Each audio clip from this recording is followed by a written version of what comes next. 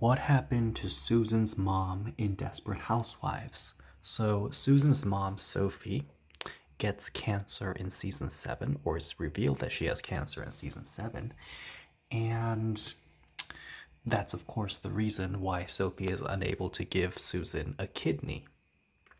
Now, Susan finds out that Sophie has cancer because her aunt, Sophie's sister, tells her about it. And then, of course, Susan has a talk with her mother, Sophie, and it's a very deep and complicated conversation. Of course, it's not explicitly stated that Susan does not explicitly tell Sophie that she knows what's happening, but it's a very sad conversation to say the least, very depressing. But Sophie is never seen after that, and the next time we hear Sophie's name is when Susan wants to name her granddaughter Sophie. So Julie's daughter is named Sophie after Susan's mother. So basically, Julie named her daughter after her grandmother. So the baby Sophie is named after her great grandmother Sophie. Now,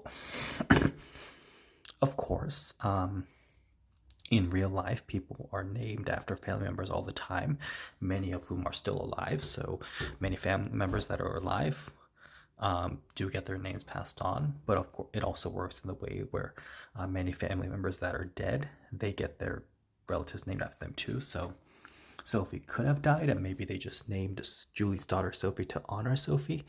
Or maybe Sophie is alive, but they just named Julie's daughter Sophie to honor Sophie anyway. So who knows? It's never explicitly stated whether Sophie lived or died, but I guess it could cut both ways. And yes, it really could cut both ways. So she's either dead or alive. So inconclusive.